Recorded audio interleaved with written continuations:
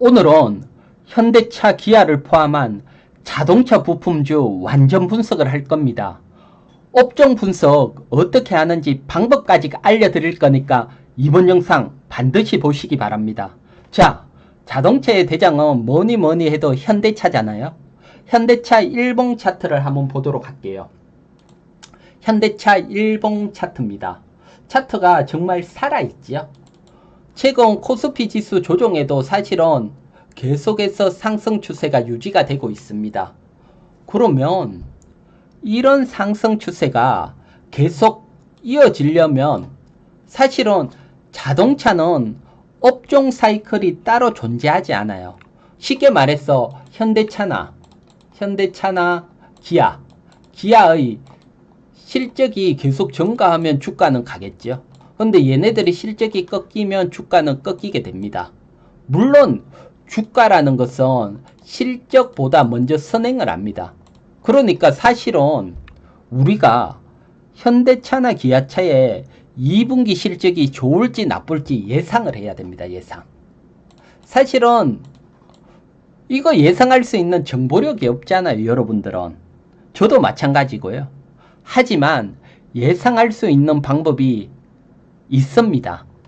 여러분들이 공시에 대해서 공부를 안 하고 있지만 공시를 공부하면 예상이 가능하죠. 어떻게 예상을 하는지 한번 보도록 할게요. 자, 쉽게 말해서 먼저 보게 되면 실적 발표입니다. 실적 발표는 이제 1월부터 3월이 끝나고 1분기 실적 발표는 현대차가 4월 25일 발표가 됐고요. 그러면 4월부터 6월이 끝나고 실적 발표가 대략 한 7월 25일쯤 실적 발표를 하겠죠. 근데 이 실적 발표를 보고 매매하면 늦습니다. 실적 보고 하면 늦기 때문에 실적을 예상하고 빠르게 대응을 해야 됩니다. 그러면 이 실적을 어떻게 예상을 할까요? 어떻게? 그래서 제가 이거 예상하는 방법 지금 알려드릴게요. 현대차나 기아차는 자동차들은 매월 단위로 매월, 그러니까 만약에 4월 같으면 5월 2일 날 자동차를 얼마나 팔았는지 공시를 하고 있습니다. 자, 현대차 4월달 자동차 판매량 공시를 한번 보도록 할게요. 자, 지금 보시는 게 5월 요 날짜 보게 되면 5월 2일입니다. 5월 2일. 그러니까 4월이 끝나고 5월 2일 날 현대차, 기아도 마찬가지고요. 공시가 올라왔는데 자동차를 얼마나 팔았냐고 하면 4월달 자동차 판매량입니다. 4월달. 3월달 판매량, 그리고 작년 4월달 판매량, 이렇게 친절하게 다 공시가 나오고요. 그래서 1분기에 비해서 전체 판매량은 마이너스 12.3% 줄었고요. 대신 작년 4월에 비해서는 8.5% 자동차 판매량이 늘어났습니다. 그래서 실적이라는 것은 사실은 작년 대비에 얼마나 증가하냐, 이게 중요하죠. 그러니까 이런 그 다음 6월 2일 되면 5월 자동차 판매량이 나올 거고 7월 2일 되면 6월 자동차 판매량이 나오죠. 이 자동차 판매량을 여러분들이 분석을 하게 되면 7월 25일 실적 발표하기 전에 미리 현대차 실적을 예상이 가능하잖아요. 현대차가 계속 작년보다 성장을 하는지 나쁜지. 그러니까 이 매월 발표되는 이 자동차 판매량 분석을 하고 작년보다 계속 증가를 하며 보유해서 가는 전략입니다. 대신 이 판매량이 작년보다 꺾인다 그러면 또 그때 주가가 높으면 한번 끊어주면 되고요. 그래서 자동차 판매량의 키포인트는 우리가 매월 발표되는 현대 기아차의 자동차 판매량 공시를 참고하면 된다. 이렇게 설명을 드리고요. 그리고 여러분들이 아시겠지만 1분기에 현대 기아차가 사상 최대 실적을 발표했습니다. 그러면 자동차 부품주들도 따라서 같이 호실적을 발표합니다. 그러면 이 호실적을 발표했는데 우리가 부품주 중에 어떤 종목을 매수하고 어떻게 대응을 해야 되는지, 아니면 실적 발표했는데 주가가 미리 크게 상승을 하면 따라가기는 어렵지 않아요. 이걸 분석을 해야 되죠. 그래서 자동차 부품주 분석 한번 보도록 할게요. 자, 지금 보시는 것은 자동차 판매량, 사실은 자동차 업종 이렇게 한번 볼게요. 이건 제가 작업을 한 겁니다. 5월 15일 1분기 실적이 끝나고 난 뒤에 쭉 자동차 부품주 다 리스크에 작업을 한 거고요. 자동차 부품주 리스크는 다른 것보다 그냥 미래에셋 자동차 부품주 뭐 리스크 제공해 주니까 그 업종을 쭉 리스트 넣고 시가총액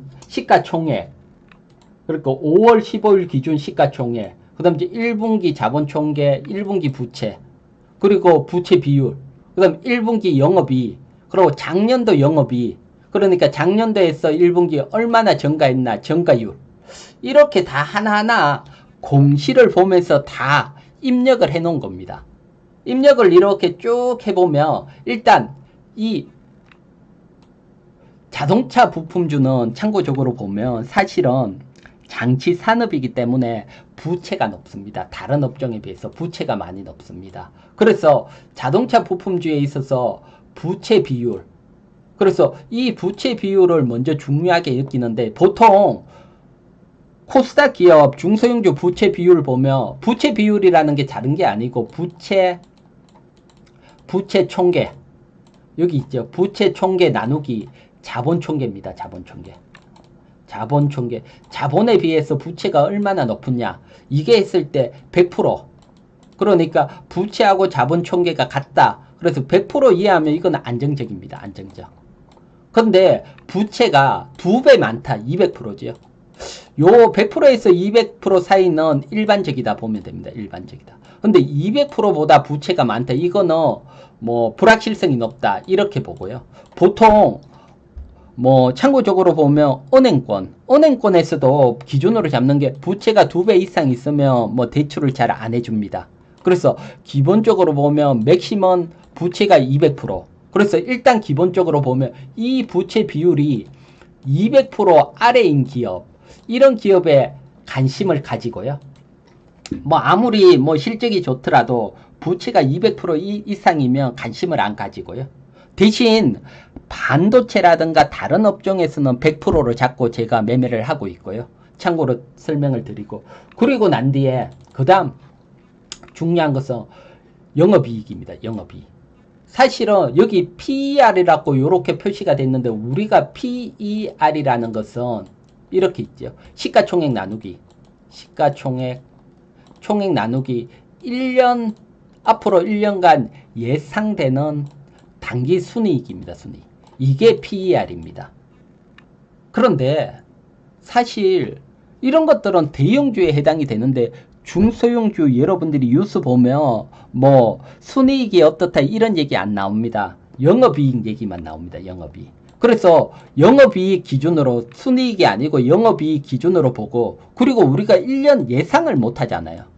그리고 자동차는 사이클이 없기 때문에 사실 4분기 때 가장 좋지만 예상하기 어려우니까 사실은 1분기 영업이익, 그러니까 이걸 약간 수정을 해서 이렇게 해버립니다. 1분기 영업이익 곱하기 4, 분기는 3개월이니까 곱하기 4 하면 이게 12개월이죠.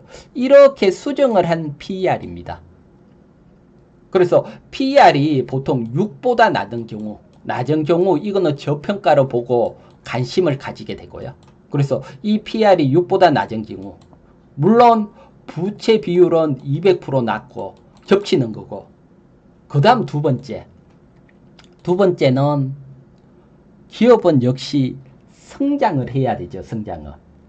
성장을 한다는 것은 다른 게 아니고 작년 1분기 영업이익보다 이번 1분기 영업이익이 증가를 해야 되는데 최소한 50% 이상 크게 증가한 기업. 자, 그러면 조건이 3개가 있죠. 관심을 가지는 종목 찾는 첫 번째가 부채 비율. 부채 비율이 200%보다 낮은 기업. 그 다음 두 번째 종목이 PER. PER은 조금 수정 PER이라 했죠. 시가총액 나누기 1분기 영업이익 곱하기 4. 요거 했는 게 6보다 낮은 저평가. 그 다음 세 번째. 작년 영업이익보다 올해 영업이익이 50% 이상 증가한 기업. 이런 기업들 관심을 가지고요. 그 다음에 이런 기업들 중에 사실 월봉상, 최근 한 10년 월봉을 봤을 때 월봉 중하단에 위치한 거. 사실 월봉 상단에서 실적 잘 나오는 것은 당연하지요. 근데 월봉 중하단에서 실적 잘 나온 기업은 상승할 확률이 높잖아요. 그래서 주가 위치, 이건 네 번째. 월봉 중하단에 있는 기업. 그래서 이 공통적인 기업을 매수를 하는 거고요. 자, 그런데 정말 중요한 거 하나 설명을 드릴게요. 현대차가 지하차가 사상 최대 실적이 낮다고 해서 자동차 부품주 무조건 매수하는 건 아닙니다. 미리 자동차 부품주 주가가 크게 상승해버리면 먹을 게 없잖아요. 그래서 이렇게 다 통계를 냈는 게 총 밑으로 이렇게 보면 통계를 내봅니다. 통계. 자, 통계 이거 다 더했는 겁니다. 통계를 냈더니 자동차 부품주는 PER이 8.48이고 영업이익은 작년도에 비해서 올해가 정말 176% 정말 크게 증가를 했습니다. 증가. 이 얘기는 무슨 얘기가 하면 보통 우리가 업종 PER이라 하면 업종 PER이 10보다 낮으면 이건 정말 저평가입니다. 저평가. 그래서 이걸 보게 되면 자동차 부품주들은 현대 기아차가 사상 최대 실적 나고 낙수 효과에 따라가 작년 1분기에 비해서 영업이익이 정말 176% 크게 증가를 했는데 아직 주가는 이만큼 따라서 증가를 못하고 PER이 10보다 낮은 저평가에 있다. 8.46%, 48이니까요. 그러면 자동차 부품주 매수 가능하다. 그래서 통계를 먼저 확인을 합니다. 저 같은 경우. 통계를 확인을 했더니 통계 확인에서도 마찬가지입니다. 전부 다 더했는 통계가 영업이익이 작년도보다 증가를 하고 큰 폭에 증가하면 더 좋고요. 자동차 같은 경우 176% 증가를 하고 그 다음 PER이 10보다 낮다. 이렇게 되면 이 업종 매수를 하는 겁니다. 당연히 매수가 나왔죠. 그리고 자동차 부품주들은 뭐 평균 부채 비율이 조금 높은 편이고요. 158%. 다른 업종들은 한 100% 이하인데 좀 낮고요. 그렇기 때문에 200% 이하로 잡은 거고요. 제가. 여기 부채가 나오죠.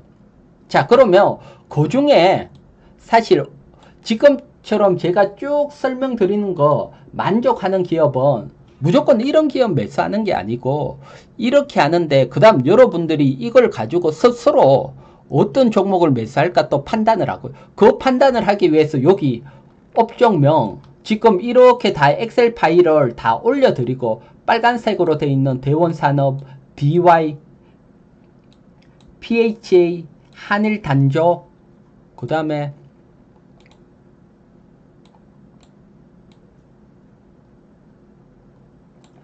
세종공업 상신브레이커 이거 여러분들 크게 해놓고 PC로 보면 뭐 다 보이니까요. 요거 멈춰놓고 여러분들이 자동차 업종 관심 있으신 분 딱 놓고 보면 뭐 어떻게 된다 요렇게 다 나오니까요.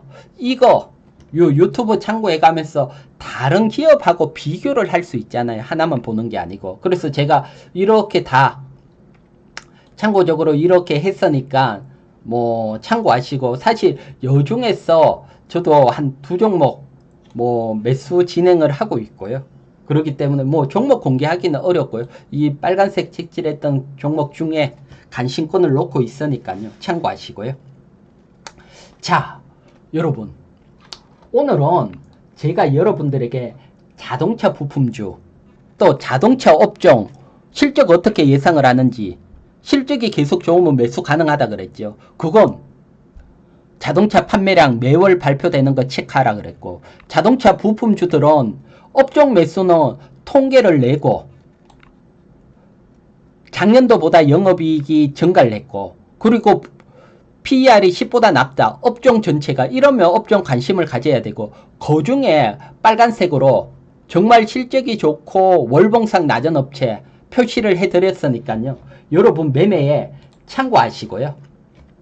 자, 그리고 제가 종목 공개는 못하지만 차후 구독자가 늘면 종목까지 함께 한다 했죠. 그래서 저와 함께 하실 분들은 구독 필수입니다. 구독 뭐 지금 누르고요. 나중에 누른 다음에 잊어버립니다. 구독 지금 눌러주시고, 또 도움이 되신 분들은 또 뭐 고맙습니다. 댓글 하나 달아주면 제가 또 힘이 나니까요. 댓글 그리고 좋아요도 꼭 부탁드릴게요. 자, 여러분 자동차 업종 매매법 설명드렸으니까 모두 매매에 참고하시기 바랍니다. 자, 모두 성공 투자하시기 바랍니다. 저는 이희건이었습니다.